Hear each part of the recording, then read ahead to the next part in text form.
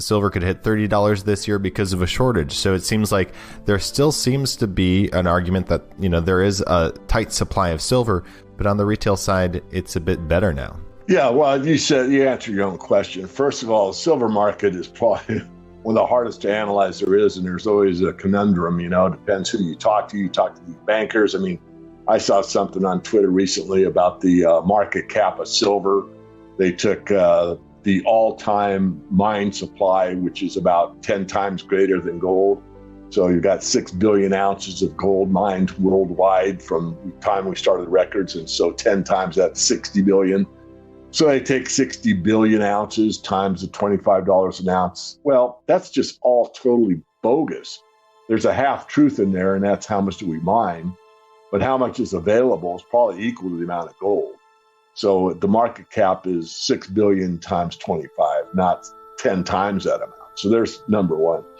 So it's because the retail market is a smaller market than the industrial market. So let's say on a really good year, the retail or the investment market total, which is retail and institutional, is 20% of the market. But 55% of the market is industrial. So when you add those two together, the margin is the investment side. So as that moves up and down slightly, you can wipe out this oversupply in the wholesale market in 2 days. For example, if that deal that took place last year for 50 million ounces of silver from that big investor, let's say that they came back in the market and bought 100 million ounces of silver, you'd see the premium shoot right up right away again.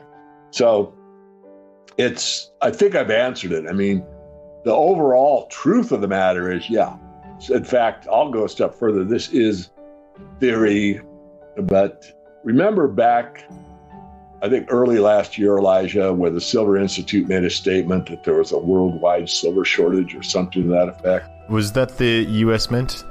Yeah, it was the U.S. Mint.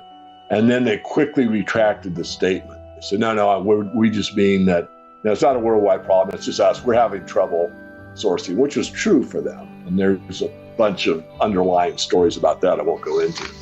But I thought that was interesting the way they stated it, because the Silver Institute has a pretty good handle on what's going on. They write the Silver Yearbook every year. They deal with a lot of, institutions, governments, industrial users, and that type of thing. So they got a pretty good wag on what's going on in the silver market.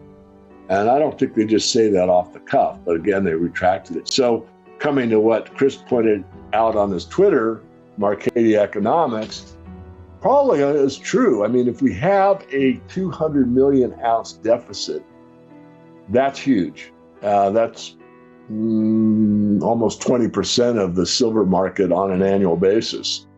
Remember, Buffett bought about 25% of the silver market in one fell swoop, and the 130 million ounces that he bought, only 90 million was delivered. He had to wait almost 2 years to get the other 40 million.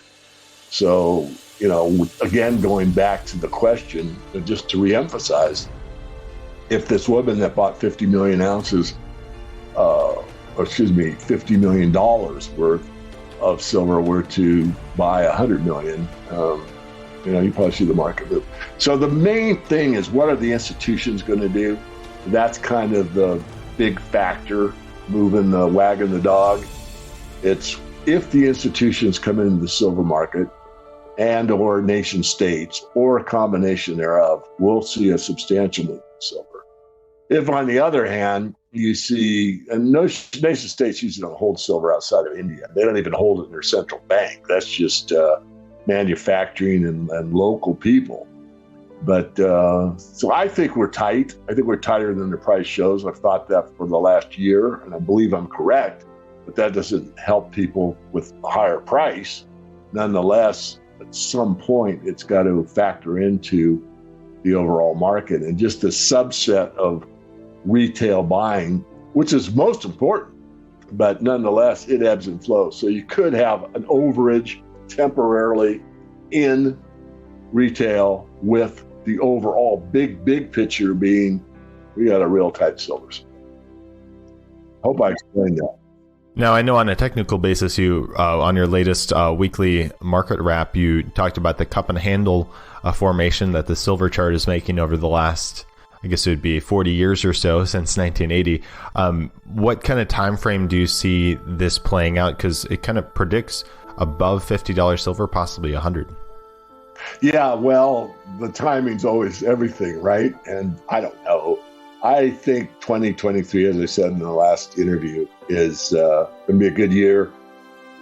I think 30 or higher. I mean, technically, once silver gets above 32, 3, it should shoot up toward 50 pretty easily.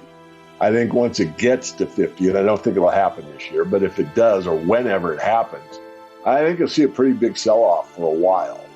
And then silver's going to do something it's never done in my lifetime. And that is to base it, 35, 40, 45, I don't know, and regather its strength and then shoot up through 50. And technically, any momentum trader or any algorithm that's worth a dime will see silver at an all-time high. And that's the most lucrative and emotional time to buy it. But it's also the most guaranteed time to make a profit, if and only if you understand an exponential function. Because on an exponential function, it could go from 50 to the 100 that you just talked about in 2 weeks. And if you don't get too greedy and you take the middle and you buy it at 55 to be sure you're buying at a new high, and it gets to 75 and you take your levered position off and count your fiat or turn it into real metal, you'll be having a happy day. If you think you can get out at the exact top and it's peaked, good luck. Fortunately, I do see both the metals, particularly silver, probably running on a spike high again, unless gold gets remonetized somehow. I don't think silver will be remonetized, but it could be. So if there was some monetary stability built into the gold, or into the precious metals or gold, then you might see a different movement in the metals because it's used as a basis for stability. So it's like the ultimate stable coin. I mean, an ounce of gold never changes. So what's more stable than that? An ounce of silver never changes. So what's more stable than that? What changes is the currency, and that makes the price change. But the stability is actually in an ounce of gold, ounce of silver.